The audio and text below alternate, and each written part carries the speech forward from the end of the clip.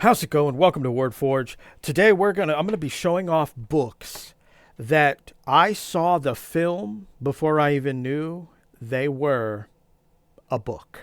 It's quite the amount. And then yes, most of these films usually state based on at the beginning of them, but as a kid, as a teenager, I really never paid attention to the credits. I was kind of like, get to the good stuff already, all right? Starting with The Princess Bride, ladies and gentlemen. This is one of those books that I saw the movie first and did not know. And I mean, come on, why wouldn't I? I mean, I don't know the actor's name, but he played in Wonder Years. Is that? I think that's the name of the TV series. All right, which my parents did watch that, so that's what I knew him from. And he was actually a lot younger in The Princess Bride, if I remember correctly, than in the Wonder Years.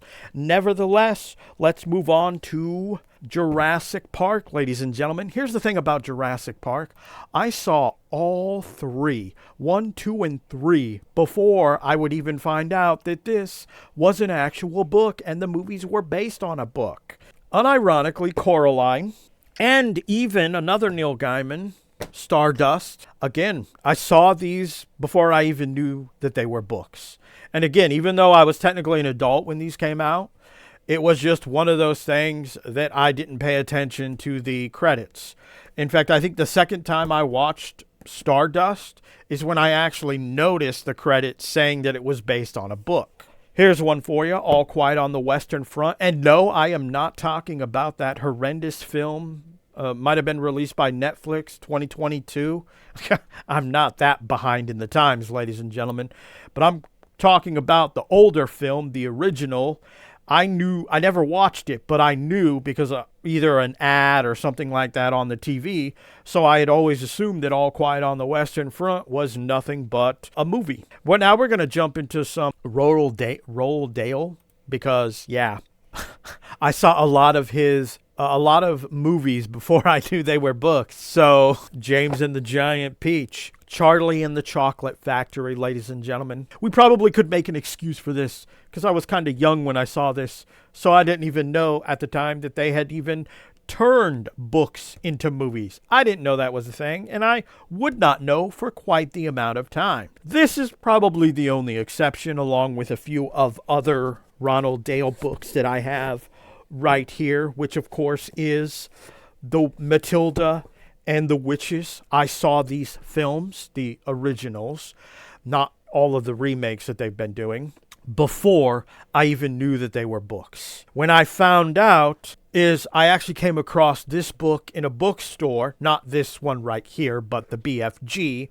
and read it, and that's when I was looking through the book and noticed that it listed The Witches, Matilda, Charlie and the Chocolate Factory, and I was like, well, now I got to read all these books because I am clearly uneducated and behind in the times. Here is another one, ladies and gentlemen, Flowers in the Attic. My mom watched the film. And unironically, probably maybe a year or two after I seen the film, actually it could be even longer than that, maybe like 3 or 4 years after I saw the film, I was rummaging through my mom's books because she had quite the amount of books, so she had bookshelves, and that's when I noticed that she had a book called Flowers in the Attic, and not only that, she had Petals on the Wind and quite the amount of other one. I think she even had some other books by V.C. Andrews as well. So this is actually the first book that I would learn was a book that, the film was based on. Here's one. This is kind of old, so, at least the original was. We're talking The Wonderful Wizard of Oz. Not only did I not know that this was a book,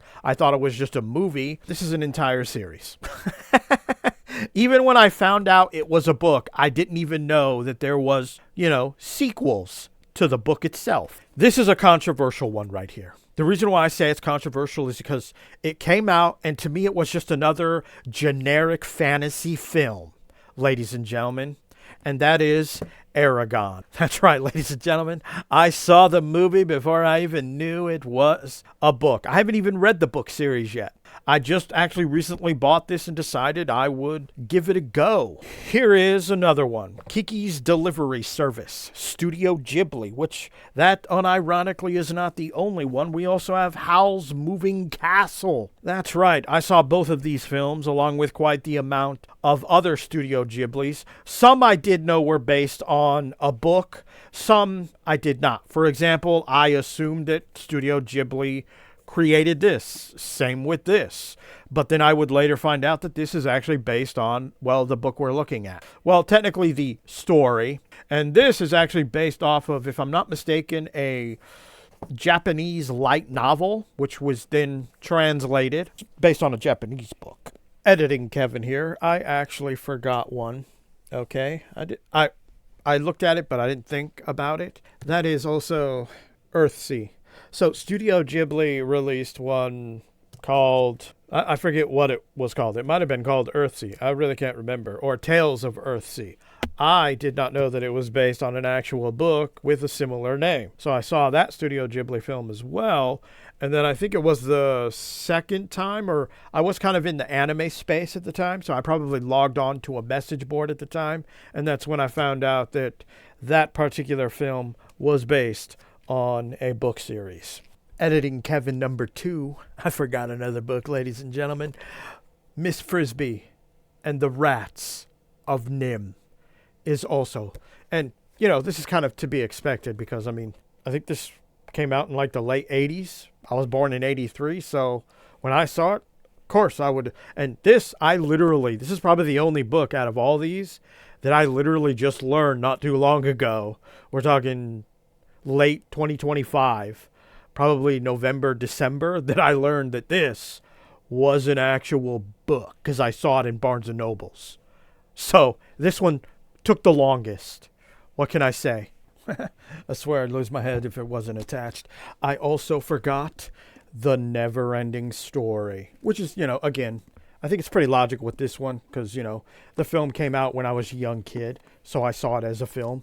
And again, not paying to the credits or anything like that. And this is actually one that would also take me a while to realize was an actual book rather than a movie. This was one that I think I ended up seeing in Barnes & Nobles, the paperback version of this same cover. But this was probably around like 2020. Okay, so this is another late book that I became to the realization that was a book first before it was a movie. Here we are. I think these are the last two. Oh, and this isn't just these two.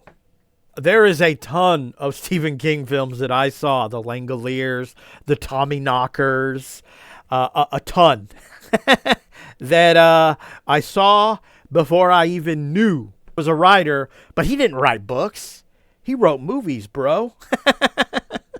Anyway, I hope you enjoyed this video in some fashion or form. Maybe you're sitting there like, what the WTF? How did he not know? You know, like I said, just didn't pay attention to the credits as a kid, as a teen. And when I was actually paying attention is usually when I would find out that most of these movies were actually based on a book or, you know, like Flowers in the Attic. I saw it on my mom's bookshelf. I read the BFG, and that's when I noticed that a lot of the films I seen were actually based on books by the same author of the BFG. Anyway, what books did you learn were books, but you saw the movie first and you didn't even know that it was, you know, based on an actual book? Comment it down below.